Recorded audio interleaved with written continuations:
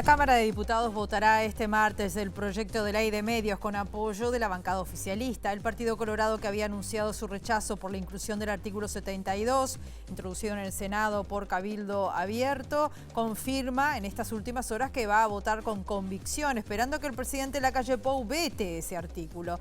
El proyecto recibe críticas de organismos internacionales como UNESCO, el Alto Comisionado de Derechos Humanos de Naciones Unidas, la Relatoría de Libertad de Expresión, la Sociedad Interamericana de Prensa, la Federación Internacional de Periodistas y la Federación de Periodistas de América Latina y el Caribe, entre otros. El sindicato de Antel convocó un paro de 24 horas desde las 12 horas de mañana en rechazo de la aprobación de este proyecto de ley.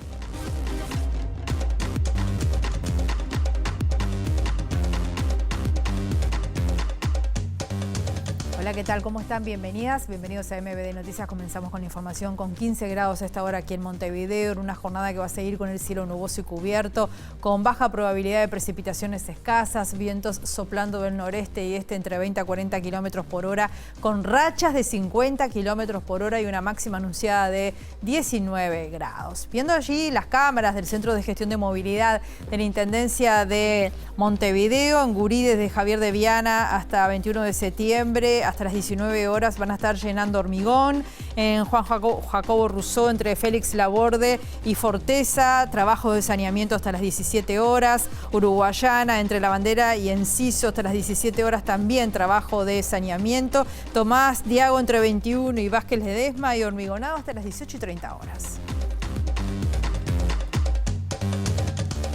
Vemos los títulos que se destacan a esta hora.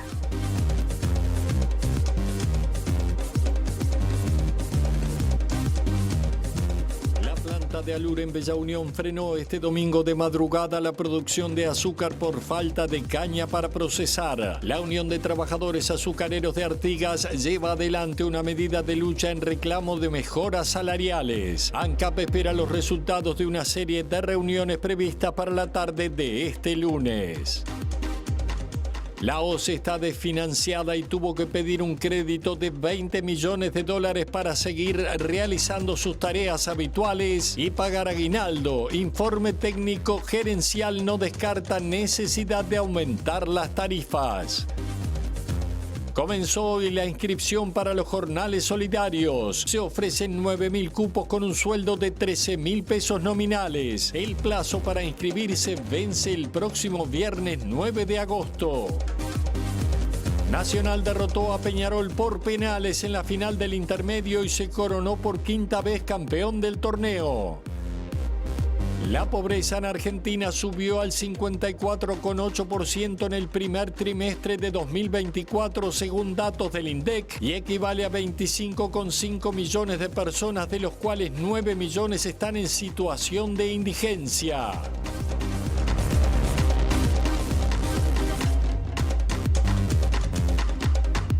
Comenzamos el informativo con temas referentes a la economía, pero también a la salud, porque para el economista Martín Valcorba es necesario actualizar el diseño de las cápitas que perciben las instituciones de parte del FONASA e incorporar además nuevas variables aparte del sexo y la edad. Según el economista, el proyecto de ley que envió el Poder Ejecutivo para atender el salvataje del casmo es innecesario y no cuida los dineros públicos. Los gobiernos deben tener un mayor control y seguimiento del gasto en salud, que es muy alto, según opinaba Valcorba. No se requiere un proyecto de ley para otorgar esta garantía. No, es un proyecto que no cuida los dineros públicos, los dineros de la gente. Se le puede dar una garantía, pero con una serie de exigencias. La principal es que la institución presente un plan de reestructura. Una ley que apunta a dar un beneficio, en este caso la garantía, a una institución, a una empresa privada, porque el casmo no deja de ser una empresa privada. Legislar con nombre y apellido es una práctica que no está bien. La situación del Casmo y Casa de Galicia no es muy distinta y venían con problemas desde antes de la creación del Sistema Nacional Integrado de Salud, dijo Valcorba, quien apunta a que en un caso hubo voluntad política de cerrarla y en otra de brindarle garantía. Esa gradualidad en la constitución del Seguro Nacional de Salud también terminó profundizando algunos problemas que ya venían de antes. Y después podemos tener también problemas en el diseño de las cápitas. Y ahí es donde yo creo que también hay responsabilidad de no haber actualizado digamos, el valor de las cápitas. Un cambio en la metodología y en la forma de cálculo de las cápitas, incorporando otras variables además del sexo y la edad. Y sin duda también una mayor regulación y control de parte de las autoridades del uso del dinero que hacen las instituciones de salud, porque el 90% aproximadamente del presupuesto de las instituciones de asistencia médica colectiva, de las llamadas mutualistas, proviene del FONASA, o sea, son fondos públicos. Le decíamos en la apertura del informativo, la Cámara de Diputados votará este martes el proyecto de ley de medios con apoyo del Partido Colorado, que había anunciado su rechazo porque se había incluido el artículo 72 en el Senado por parte de Cabildo Abierto. El proyecto recibe críticas de organismos internacionales, por ejemplo UNESCO, el Alto Comisionado de Derechos Humanos de Naciones Unidas, la Relatoría de Libertad de Expresión de la CID, la Sociedad Interamericana de Prensa, la Federación Internacional de Periodistas y la Federación de Periodistas de América Latina y el Caribe, entre otros. En las últimas horas, la Asociación de la Prensa Uruguaya criticó también el acuerdo en el oficialismo para sancionar la norma, a la cual definió como autoritaria y violatoria de los principios constitucionales. Si bien el tema no está en el orden del día del plenario ordinario de diputados del martes 6 de agosto, podría incluirse con acuerdo en el oficialismo o eventualmente se maneja la posibilidad de convocar una sesión extraordinaria para el jueves 8 de agosto. Lo concreto es que el Partido Colorado, especialmente el sector Ciudadanos que estaba en duda, anunció finalmente que sus votos estarán para aprobar la nueva ley de medios y completar el trámite parlamentario como tercera cámara, luego de que el Senado incluyera el polémico artículo 72 para lograr los votos de Cabildo Abierto. Dicho artículo propone que exista un control sobre el material que difunden los medios al establecer el derecho de los ciudadanos a una comunicación política que sea imparcial, seria, plural y equilibrada, obligando a todos los programas y espacios a cumplir con este punto. El sector ciudadano fue el que se oponía a este agregado, pero en las últimas horas informó mediante varios de sus voceros parlamentarios que votarán en bloque con el oficialismo porque ya habían respaldado el resto de los artículos y porque esperan que el presidente Luis Lacalle Pou vete el artículo 72. En este contexto, el Sindicato de la Prensa rechazó la decisión de la coalición gobernante de avanzar con el proyecto al que considera regresivo, autoritario y violatorio de la Constitución en cuanto al artículo 72, pero que también incorpora otros cambios que considera negativos, como el aumento de la cantidad de licencias por titular, el fin del monopolio de Antel en Internet y la eliminación de la Comisión Honoraria Asesora de Servicios de Comunicación Audiovisual. Y ante las diferencias dentro de la bancada de la coalición de gobierno, el candidato a la presidencia por Cabildo Abierto, el senador Guido Manini Ríos, se mostró confiado que el proyecto va a ser votado con los agregados propuestos por su colectividad política. Manini dijo que está seguro que el presidente de la República no vetará ningún artículo. Ya lo dije más de una vez, están macaqueando porque van a votar igual, saben que van a votar. Se va a votar y no se va a vetar. Esa es la convicción que yo tengo. El sindicato de Antel anunció un paro de 24 horas desde las 12 de mañana. La medida será en rechazo al acuerdo en el oficialismo para aprobar este proyecto de la nueva ley de medios. El Sindicato Único de Telecomunicaciones detiene sus tareas por 24 horas, o sea, desde las 12 del mediodía del martes hasta las 12 del mediodía del miércoles, justamente rechazando esta nefasta ley de medios.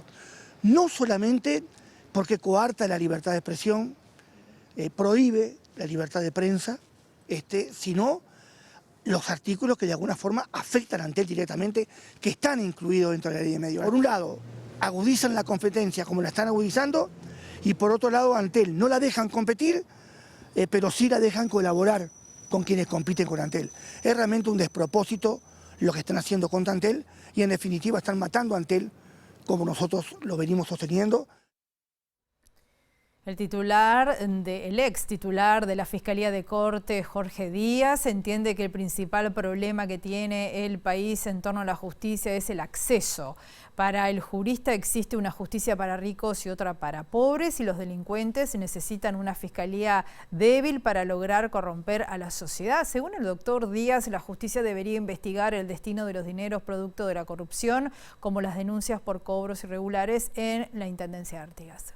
Entonces es necesario que haya un o una fiscal titular que esté al frente de la institución, que tenga respaldo político, tenga espalda política como para hacer frente a eso. Si no, cada uno de los fiscales queda aislado, merced del ataque de que no me gusta la decisión, la cuestiono. Entonces, y la cuestiono y ya le agrego intencionalidad política. Entonces, ¿cómo la ciudadanía no va a desconfiar si no accede y además tiene dirigentes políticos permanentemente diciendo de que las decisiones que toman jueces y fiscales son decisiones con intencionalidad política? O sale el presidente del directorio de un partido a decir que Alicia es nuestra. Sí, está a hablando jactarse de que incidió en la decisión de la designación de un fiscal. O sea, francamente es vergonzoso. A decir como dijo, que habló 1000 veces conmigo sobre la situación de la doctora Ione, y la verdad es que 1000 veces no habló. Es mentira. Ese señor fue el único político uruguayo que mientras yo fui fiscal de corte, vino una vez a hablar conmigo a plantearme la situación de la doctora Ione diciendo que la doctora Ione pertenecía a determinado partido, que a mí no me consta, No me consta ni me importa porque uno en definitiva juzga o puede analizar la gestión. ¿Cuándo fue eso? Cuando yo era fiscal de corte y él era el presidente del honorable directorio.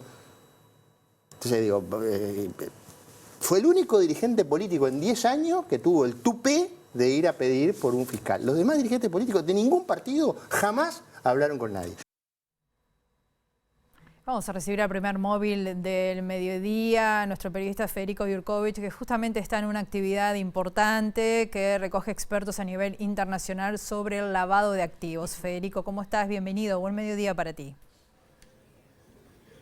Buen mediodía, Rosina, exactamente. Estamos en el Hotel Hyatt, frente al Quibón, aquí en Montevideo. El 12º Congreso de lavado de activos de las Américas, así es el titular. Participan expertos de la región, obviamente, buscando mejorar los sistemas de control y prevención del lavado de activos. Sabemos que es dinero sucio proveniente del crimen organizado que entra a los sistemas y termina blanqueando y generando diferentes tipos de situaciones. Vamos a hablar con alguien que ya conocemos, que lo hemos consultado a lo largo de los años. Él viene de Paraguay, obviamente hay un vínculo muy importante en estos momentos judicialmente, por lo menos políticamente, en torno a lo que pasa con Sebastián Marcet y las ramificaciones. Si ustedes saben, hace unos días fue extraditado a Estados Unidos su contador, justamente siguiendo el lavado de activos, el dinero del narcotráfico. Vamos a hablar con Guillermo García Arué, experto paraguayo en temas de lavado. Primero que nada, agradecerle estos minutos y consultarle por su presencia aquí en esta jornada, hablando de nuevas drogas, nuevos sistemas. ¿Cómo es eso, doctor? Un placer, Federico, bien. Un placer, muchísimas gracias por el espacio. La mañana de hoy estuvimos hablando acerca de amenazas y vulnerabilidades en la región. Y en la tarde de hoy voy a estar hablando acerca de, digamos, lo que se viene, el tema de la digitalización también de, no solamente ya de, digamos, los canales, sino incluso las drogas, porque esto es algo que se viene. Pero hoy estuve hablando y justamente quiero empezar mencionando esto como algo que me preocupa. Y después preguntar lo que quieras, pero quiero mencionar lo que estuve hablando hoy y es el empeoramiento de la calidad de Uruguay en el índice global del crimen organizado. Es un índice que mide dos dimensiones, básicamente. Una es, digamos, la criminalidad y otra es la resiliencia. Y me inquieta mucho que en el ranking de 2023, porque es un informe que trabaja sobre años cerrados, Uruguay empeoró tanto en la criminalidad como también en la resiliencia. Eso es lo que estuvimos hablando la mañana de hoy. ¿Y ese informe de dónde sale? ¿Qué más nos puede aportar entonces? Es un índice, es una publicación que viene saliendo desde hace varios años, está disponible en Internet, se llama así, el Índice Global de Crimen Organizado, y analiza las razones por las cuales los países están mejor o peor con relación al tema de qué tan bien parados están en cuanto al crimen organizado. ¿Y Uruguay cuáles son esos puntos que llevan a esta caída en ese índice, García? Eso es algo que justamente estuve compartiendo con el auditorio la mañana de hoy. Me pregunto, que en primer lugar, Paraguay dio un salto de varios puestos en cuanto a su calidad, pero lo triste de esto es que el salto fue para abajo. Paraguay pasó al tercer lugar en el ranking, dentro de lo que son las Américas. Está Colombia, está México e inmediatamente luego ya está Paraguay. Antes estaba cerca del puesto 15 aproximadamente, pero de 2021 a 2023 pasó al puesto número 3. Y lo que yo me pregunto es si es coincidencia o hay una correlación entre el empeoramiento de la situación en Paraguay y el empeoramiento de la situación en Uruguay, considerando la íntima conexión que existe entre estas dos economías como consecuencia de, digamos, lo que es el canal Río Paraguay, Río Paraná, el hecho de que Soriano vaya a ser, o sea, un puerto a través del cual Paraguay tenga salida al mar también. Entonces, me pregunto yo, ¿qué tanto del empeoramiento de Paraguay incidió en el empeoramiento de las condiciones de Uruguay? La posición de Uruguay pasó de qué lugar a qué lugar. No se movió mucho, pero sí hubo un empeoramiento en el sentido de Uruguay sigue siendo, esto es a lo que debe ser mencionado, Uruguay en las Américas es el país más resiliente, más resistente al crimen organizado, está mejor que Canadá, está mejor que Estados Unidos, pero también allí hubo un descenso en la calidad de esa resiliencia. Y en lo que se refiere al aumento en el índice o en el aumento en los números de la criminalidad, allí sí hay un aumento bastante más marcado en esa publicación. Si bien no podemos hablar de culpabilidad de los políticos, podemos hablar de sistemas políticos que mejoran o empeoran los controles y ahí vemos el resultado de los distintos países. ¿Cómo nos paramos frente a organizaciones que tienen, muchas veces se dice, mayor poder económico, de fuego y demás que algunos estados? ¿Hay una lucha posible ahí? Totalmente. Yo no aludiría digamos, a sistemas o a causas políticas, sí me parece que hay una cuestión, digamos, regional. Y en este sentido creo que así como existen cuestiones que se abordan regionalmente, una de ellas tendría que ser también una mayor coordinación en esto, entre los distintos gobiernos, porque el crimen está mucho más organizado penosamente que los gobiernos y el sector privado. ¿Hubiera sido posible el clan Marcet con gobiernos o sistemas más poderosos desde el punto de vista de la prevención? Creo que el fenómeno Marcet, porque creo que eso es lo que fue un fenómeno ciertamente...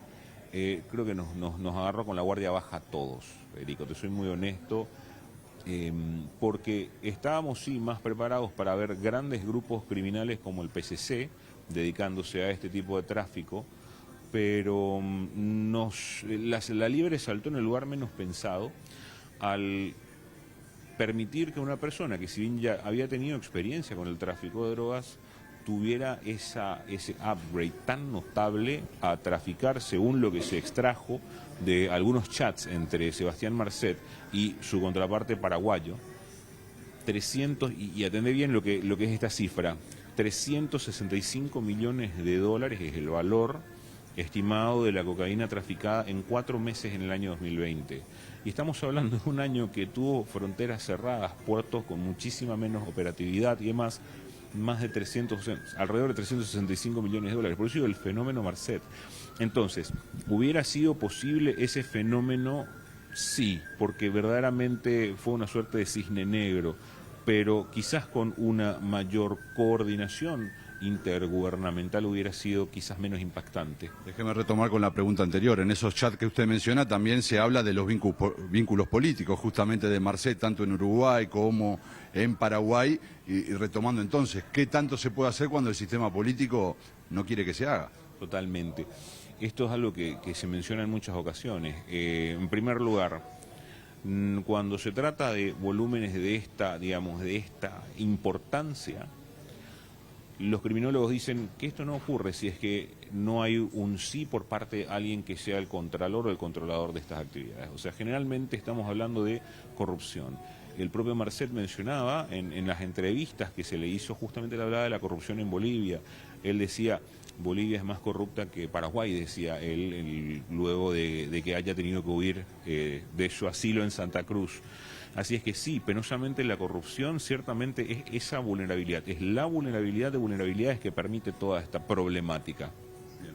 Guillermo García Orué, muchas gracias nuevamente. Un placer, muchísimas gracias. Rosina, obviamente nos vamos a quedar un ratito tratando de juntar más información con este experto, hay otros también de la región, volvemos contigo preparando algún informe para MBD Central, Rosina.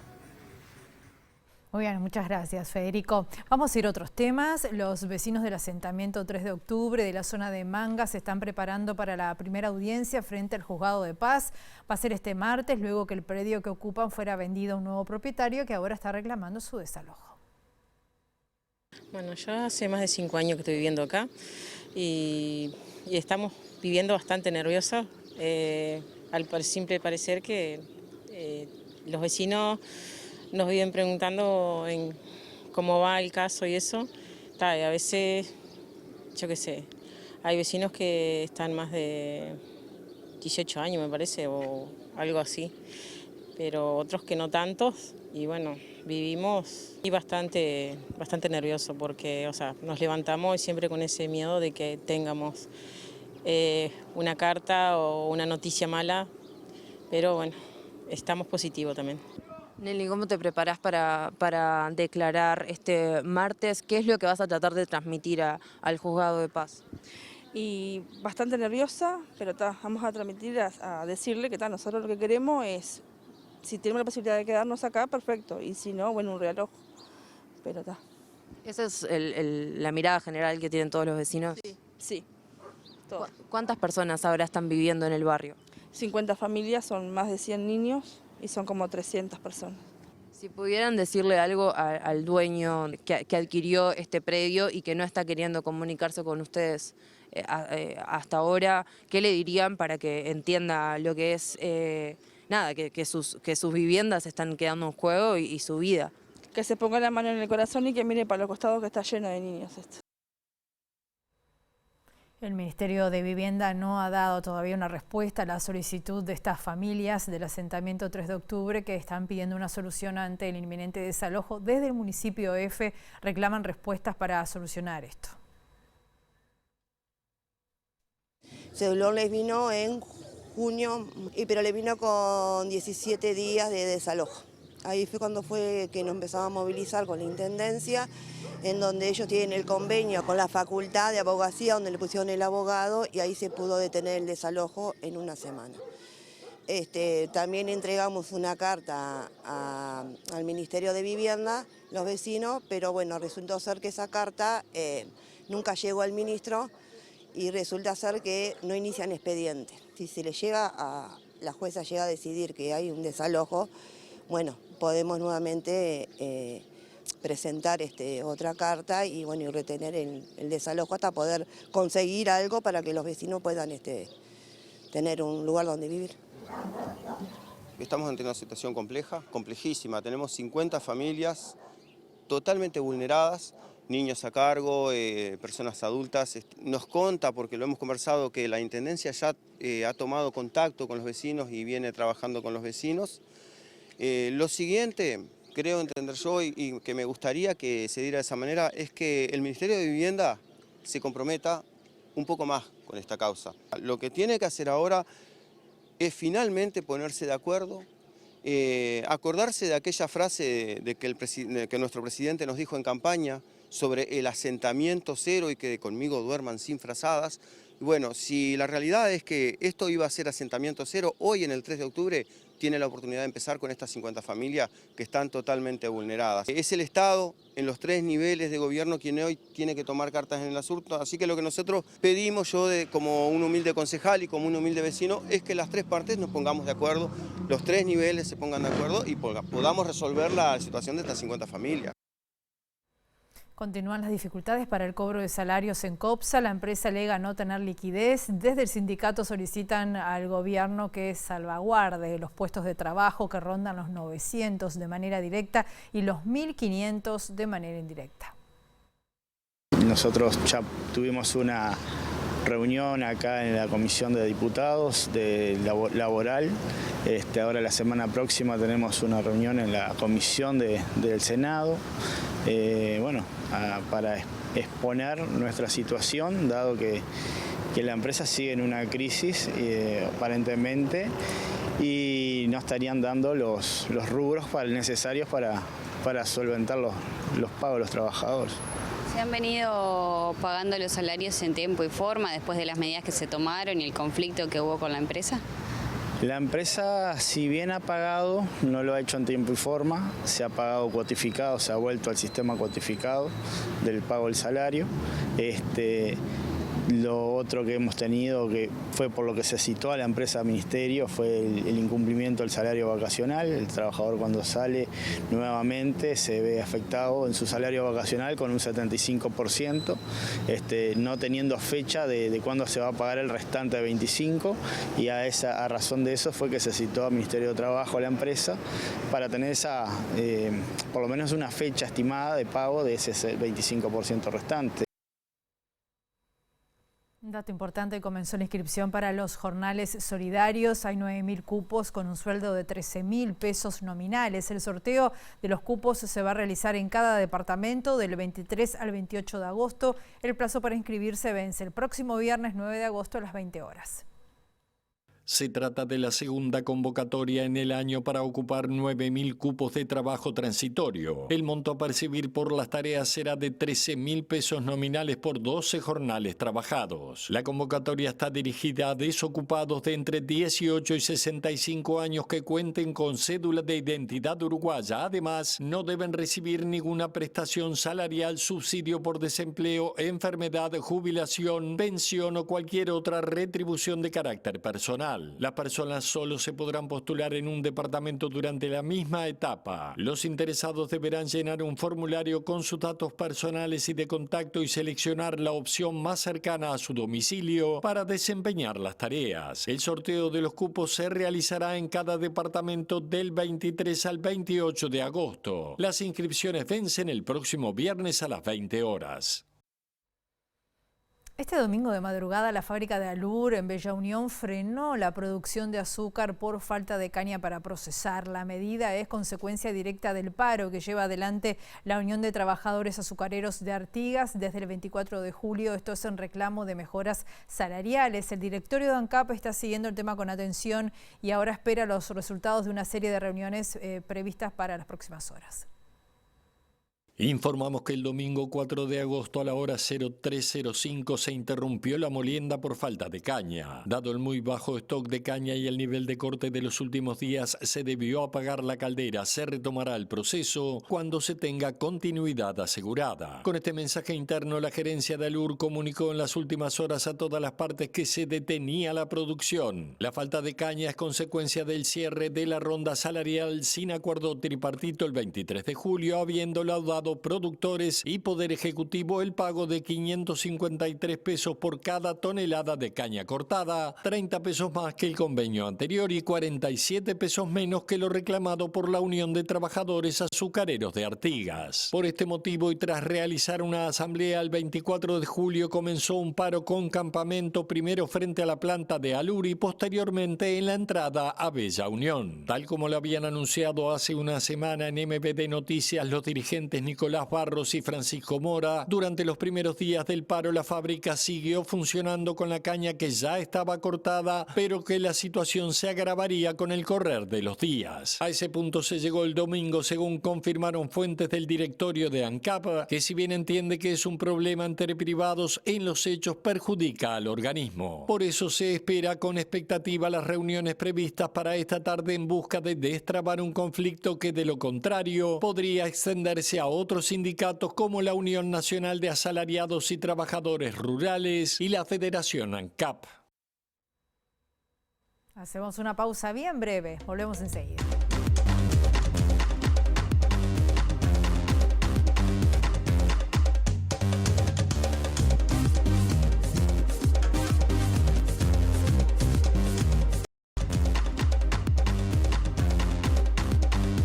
Presenta Estaciones ANCAP, sponsor de los sueños olímpicos de los uruguayos. Segundo bloque de MBD Noticias. Continuamos con la información con 15 grados a esta hora aquí en Montevideo. El Frente Amplio se está preparando para interpelar a las autoridades del Ministerio de Desarrollo Social y del INAO. Esto va a ser el 15 de agosto. La iniciativa, motivada por la muerte de un adolescente que era víctima de explotación sexual y estaba bajo el amparo del INAO, va a buscar profundizar en la situación general del sistema de protección de la infancia y las adolescencias. La verdad es que estamos trabajando muchísimo. El otro día fuimos a visitar el hogar femenino de Rivera. La interpelación viene bien en su preparación.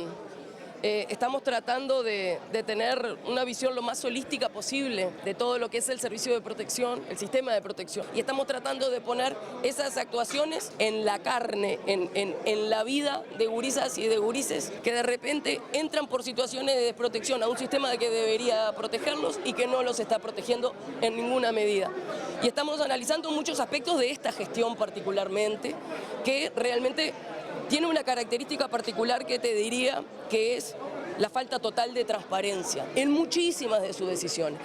Hay un problema serio de un sistema que está explotado. Acá me parece que hay que poder articular entre todos. Los niños, niñas y adolescentes que están en el sistema de protección de INAU son de todas y de todos.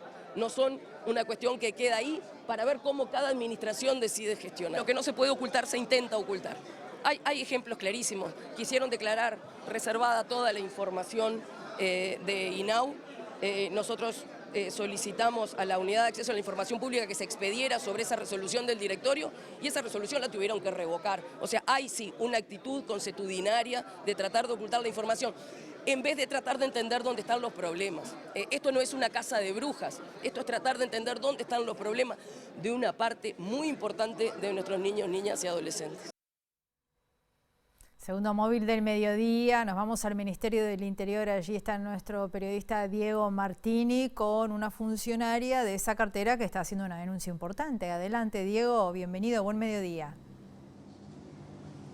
Buen mediodía para ti y para todas y todos, Rosina. Voy a tratar de ser lo más breve posible en la introducción. En el año 2020, una funcionaria policial que trabajaba en la tesorería de la jefatura de Montevideo se enteró que estaban difundiendo fotos suyas en redes sociales, distintas fotos suyas, y la acusaban de hacer campaña política o estar afiliada a algún partido. Esto usuarios de Facebook. El mismo día que se comparten esas publicaciones, recibe una notificación por parte de Asuntos Internos del Ministerio del Interior para que se presente en la oficina. Ella se presenta, no le dicen el porqué y le empiezan a mostrar esas mismas fotos que se empezaron a circular. Inmediatamente el jefe de policía de Montevideo, jefe de la jefatura de policía de Montevideo, que en ese momento era Herode Ruiz, le inicia una instrucción de urgencia, una investigación, y además ese mismo día la trasladan sin darle ninguna explicación a otra área, a violencia doméstica. Está allí algunos meses, no le dan tareas para hacer, no le dan una silla,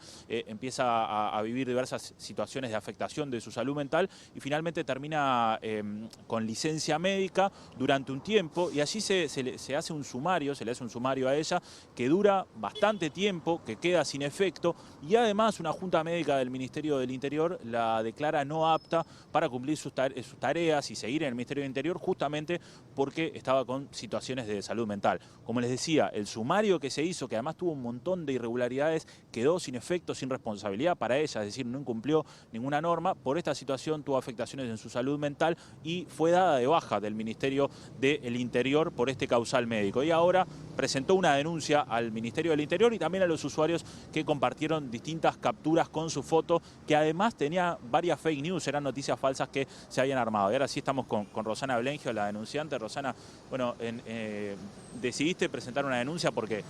Sí, en realidad nosotros tenemos una demanda en curso en este momento en el TCA por daños y perjuicios. O sea, esto se inició en el 2020, como dijiste tú.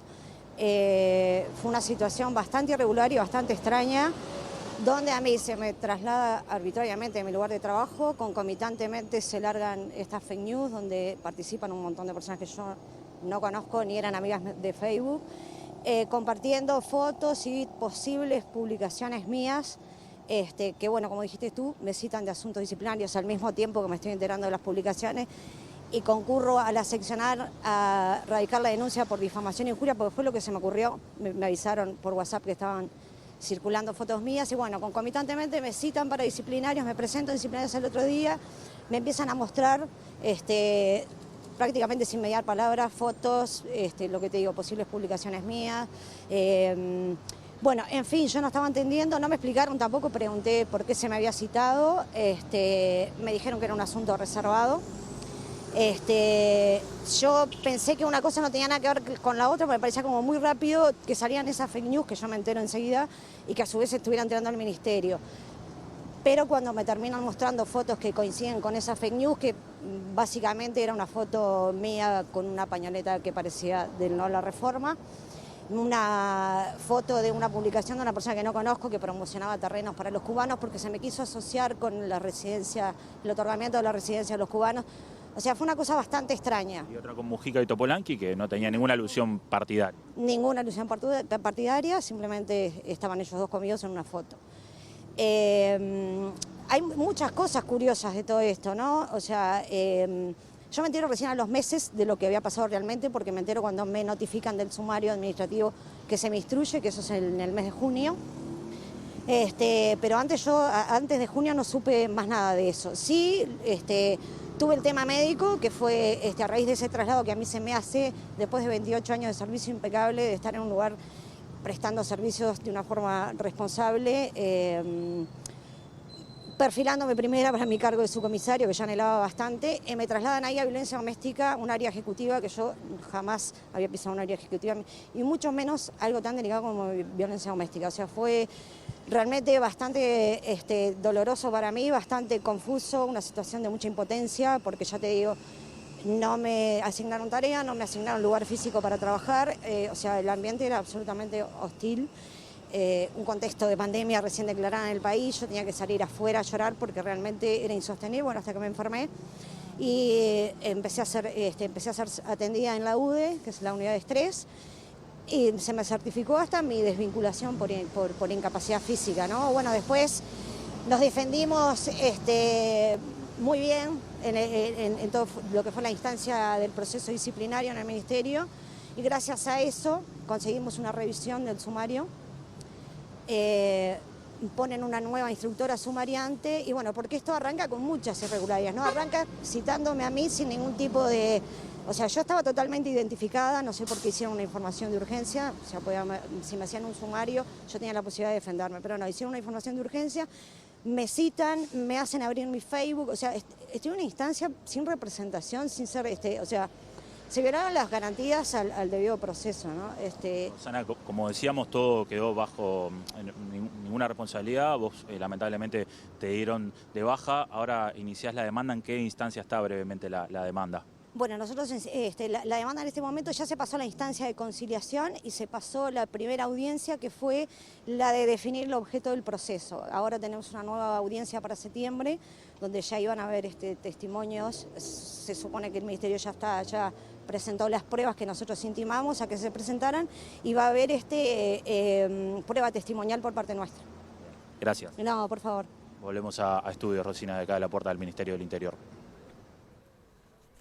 Muchas gracias, Diego, por este testimonio. La Oficina de Planeamiento y Presupuesto advirtió a la OCE que va a terminar el año con déficit y casi sin flujo de caja. El organismo tuvo que solicitar un préstamo de 20 millones de dólares para pagar aguinaldos y poder seguir funcionando, además de otro por 102 millones de dólares para poder realizar los proyectos Arasatí y de universalización del saneamiento.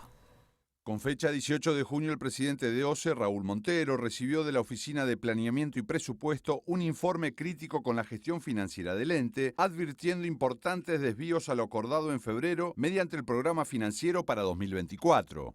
En los documentos a los que accedió MBD Noticias, la OPP señala que ese compromiso era tener un superávit global de 1.553.666 pesos. Sin embargo, la ejecución financiera real al mes de abril de 2024, último cierre disponible, verifica importantes desvíos. Por ejemplo, se menciona que si se toma en cuenta el valor real hasta abril inclusive y las proyecciones de la empresa, al terminar 2024 el déficit global ascendería a 1.115 millones de pesos. Esto se explica por una caída en los ingresos, pero fundamentalmente por un aumento en los niveles de compra de bienes y servicios por más de 2.000 millones de pesos, reduciendo así el superávit de cuenta corriente. Al enumerar los desvíos importantes, la OPP apunta a una caída del ingreso del 3% entre enero y abril, que crecería hasta 4% al finalizar el año, y el aumento de la compra de bienes y servicios en el primer cuatrimestre, de 13,9% en febrero a 65,4% en marzo. La OPP reconoce en su informe que en 2023 el gasto fue superior al promedio en parte por la emergencia hídrica. No obstante, hay un porcentaje de los gastos de la empresa que no han podido ser justificados en función de la emergencia hídrica y que mantienen su tendencia al alza en la ejecución de 2024.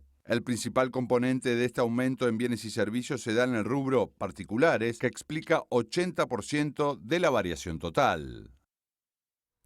Y desde OCE no descartan subir las tarifas para equilibrar las cuentas del organismo en caso de que no funcionen las medidas tomadas para reducir el déficit. Prevén que en 2027 el organismo alcance el mayor nivel de deuda por sobre sus ingresos desde la crisis del 2002.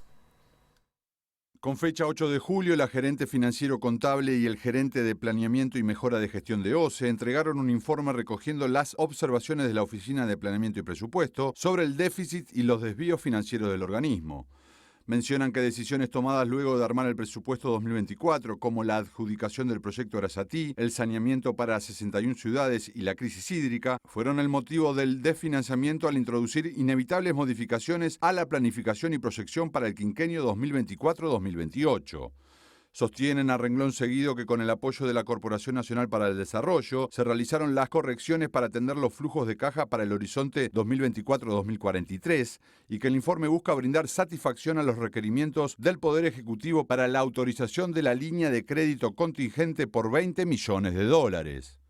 Este préstamo, se remarca, es para poder desarrollar las actividades habituales de la Administración, reduciendo así el estrés de la caja proyectada.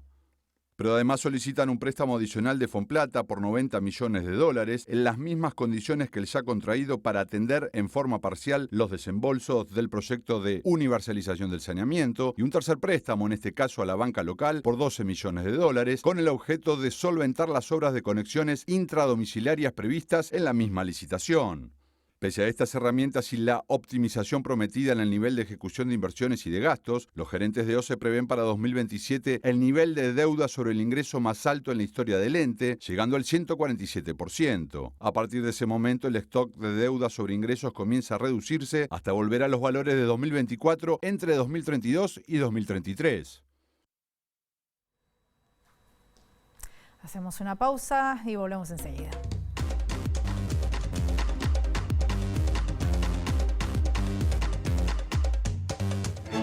Presentó Estaciones ANCAP, sponsor de los sueños olímpicos de los uruguayos.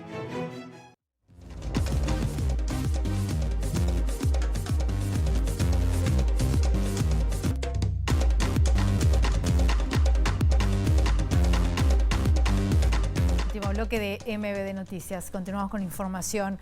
Alicia Luciardo, que es la coordinadora del grupo de investigadores de antropología forense, dijo que el Batallón 14 ya es un cementerio, tanto por la concentración de enterramientos en un área reducida como por la disposición de esos enterramientos que sugieren una premeditación al momento de organizarlos. Según Luciardo, sin información el trabajo se hace más complicado y el 99% de la información que le han entregado hasta el momento ha sido falsa.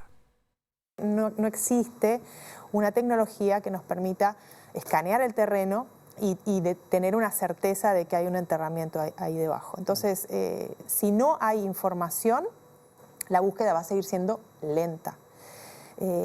Esto que sucedió el martes nos da mucha esperanza porque estamos en un terreno que ya se establece sin lugar a dudas que es un cementerio, porque es nuevamente el hallazgo de un cuerpo, o sea que aquello de que los cuerpos fueron desenterrados, como tú decías, ya no tiene más sostén, o sea que sabemos que los cuerpos están, que la dificultad es encontrarlos en esa inmensidad de hectáreas que tiene este predio, pero este es solo un predio de los predios señalados. Claro. Pero si estamos en un terreno con 4 fosas clandestinas, es muy probable que en esa cercanía hayan más. Entonces, eso nos da como esperanzas de que algunos casos se puedan solucionar en un futuro cercano, pero no todos los cuerpos fueron enterrados en el Batallón 14. Entonces, si no hay información, no hay recurso, no hay dinero que sustituya a la información, y eso es lo que se necesita.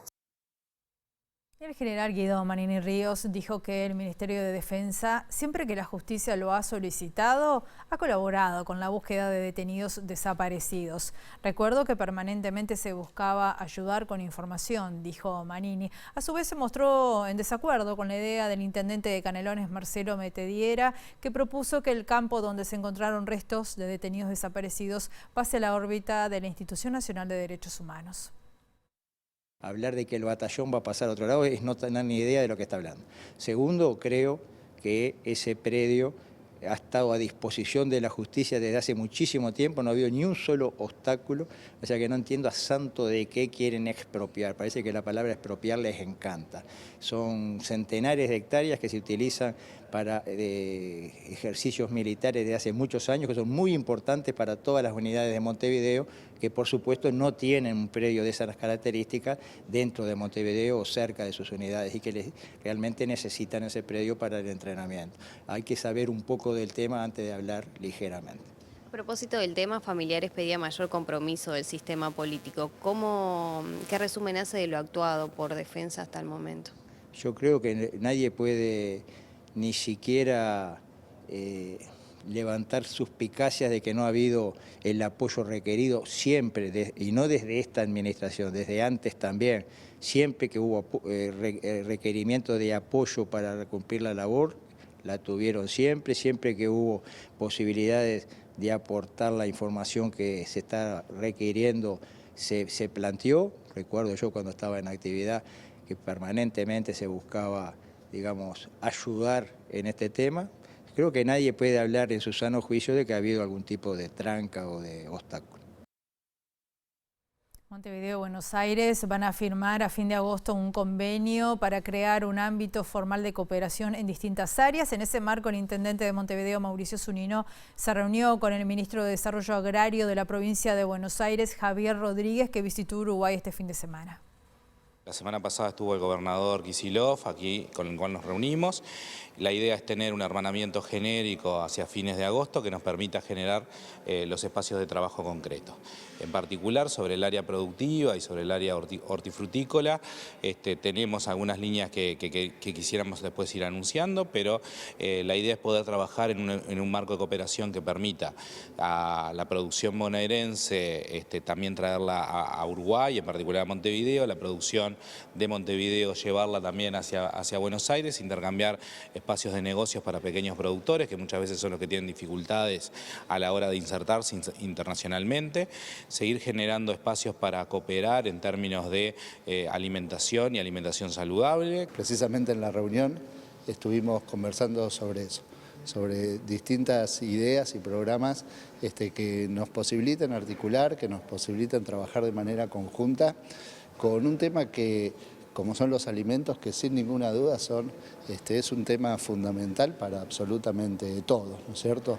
Y la verdad que permanentemente tenemos el desafío de garantizar y de mejorar las condiciones de acceso a la alimentación por parte de la población.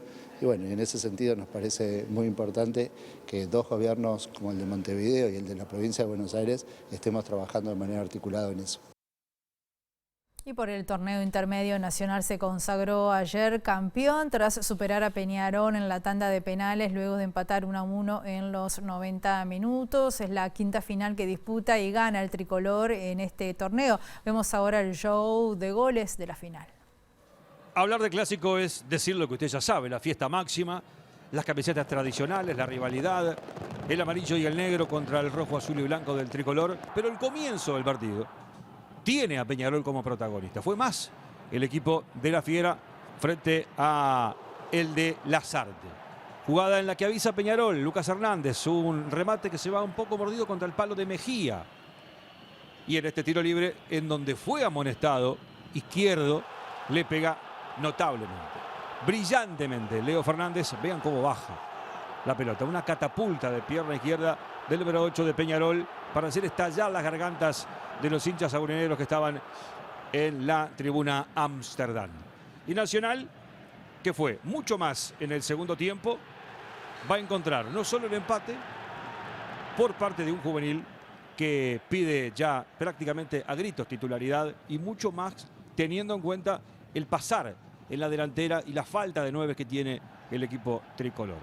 Y cuando Nacional dominaba, cuando Nacional llegaba, cuando los cambios comenzaban a sentir ya que estaba cerca el gol de Nacional, llega esta brillante definición de Petit. Vean dónde la coloca. Una tarde clásica de golazos. No solo por el de Leo Fernández, sino por de este número 24. Tardes soñadas, si las hay, para este joven delantero que así lo festeja con Jeremía Recoba. 1-1 el partido. Y para que esto no fuese poco, penales y una larguísima definición desde el punto del penal. Patearon 11 penales cada uno. Peñarol erró 4, Leo Fernández 2, Nacional erró 3 y Polenta le da el título al conjunto tricolor. Este ya es el segundo penal de Leo Fernández y va a llegar la ejecución de Polenta. En el arco de la tribuna Amsterdam, el número 23 de Nacional, el gol para el equipo albo y el festejo de Nacional como campeón del torneo intermedio. De las 7 ediciones, Nacional se queda con 5. Y así festeja el capitán de Nacional y todo el pueblo tricolor en el Estadio Centenario. La Copa arriba, Nacional, campeón del torneo intermedio 2024 por penales frente a Peñarol, frente a su tradicional rival en el corazón del Parque Valle. Recién hablábamos del batallón 14 y de esas tareas que han permitido encontrar restos de detenidos desaparecidos. En todo eso hubo una persona que fue clave, muy importante, y es un trabajador de la Intendencia de Canelones, y nuestra periodista Juliana Perdomo está allí en inmediaciones del batallón justamente con este trabajador. Juliana, adelante. Sí, Rosina, buen mediodía para todos. Estamos en el sitio de la Memoria de Toledo, a pocos metros del batallón 14, donde tú muy bien decías, el pasado martes se encontraron restos óseos y estamos con uno de los protagonistas para conocer la otra cara de la noticia, con Sebastián Herín, uno de los operadores que por segunda vez en una diferencia de un año hallaste estos restos. ¿Qué significó para vos? La verdad, una satisfacción muy grande, ¿no?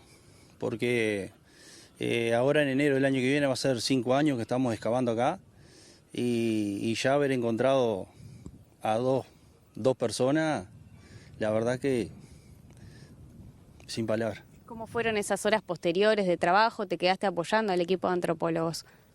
Sí, fue una jornada muy intensa, ¿no? Porque había mucho trabajo por hacer, y luchando contra el tema del tiempo y demás. Y fue un hallazgo muy complejo, ¿no? Emotivo por sobre todas las cosas.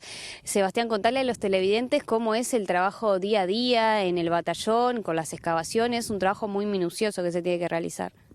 Es un trabajo muy minucioso, muy delicado, y bueno, y cada día que venimos a trabajar venimos con una esperanza nueva, una ilusión nueva, ¿no? Hasta el último minuto que nos vamos. ¿Cómo es la capacitación para el ser responsable de esas máquinas y del trabajo diario? Y no es fácil trabajar con una máquina de esta. Hay que tener conocimiento de la máquina, control de la máquina, porque vos imaginate que este hallazgo de ahora se descubrió la losa aproximadamente unos 60 centímetros y la descubrimos en la tercera tachada. Imaginate que cada vez que estirás el brazo de la máquina vas sacando capitas de 20 centímetros de tierra. Fue más dificultoso que el anterior, los restos de Amelia. Sí, porque fue distinto. Sebastián, con este hallazgo, este segundo hallazgo para vos, ¿qué significa a futuro? ¿Seguir encontrando más detenidos desaparecidos? Y yo le tengo fe que acá tiene que haber más gente. Sí. Habían aparecido 2 acá de este lado y apareció Amelia y al año y poco este hallazgo de ahora. Yo tengo fe de que acá tiene que haber más cuerpos. Muchísimas gracias. No, gracias a ti. Bueno, Rosina, era la palabra del operador, del maquinista Sebastián Herín a propósito de los hechos del pasado martes y lo que ha acontecido hasta el día de hoy. Muy bien, muchas gracias, Juliana. Ojalá que sea así como dice Sebastián, y desde acá el agradecimiento, ¿no?, por ese trabajo que ha realizado él y todos los funcionarios, y por supuesto que ese grupo de antropólogos, que ha sido maravilloso su trabajo y aporte. Nos vamos, volvemos a las 18:55 o mañana a las 8 de la mañana. Que pasen bien.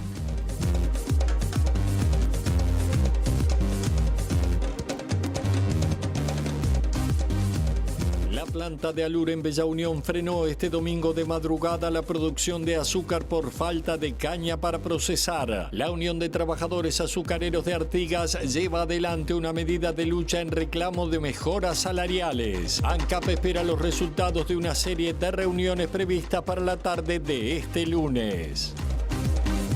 La OCE está desfinanciada y tuvo que pedir un crédito de $20 millones para seguir realizando sus tareas habituales y pagar aguinaldo. Informe técnico gerencial no descarta necesidad de aumentar las tarifas. Comenzó hoy la inscripción para los jornales solidarios. Se ofrecen 9.000 cupos con un sueldo de 13.000 pesos nominales. El plazo para inscribirse vence el próximo viernes 9 de agosto. Nacional derrotó a Peñarol por penales en la final del intermedio y se coronó por quinta vez campeón del torneo. La pobreza en Argentina subió al 54,8% en el primer trimestre de 2024 según datos del INDEC y equivale a 25,5 millones de personas, de los cuales 9 millones están en situación de indigencia. La Cámara de Diputados votará este martes el proyecto de ley de medios con apoyo de la bancada oficialista. El Partido Colorado, que había anunciado su rechazo por la inclusión del artículo 72 introducido en el Senado por Cabildo Abierto, confirma en estas últimas horas que votará con convicción, esperando que el presidente Lacalle Pou vete ese artículo.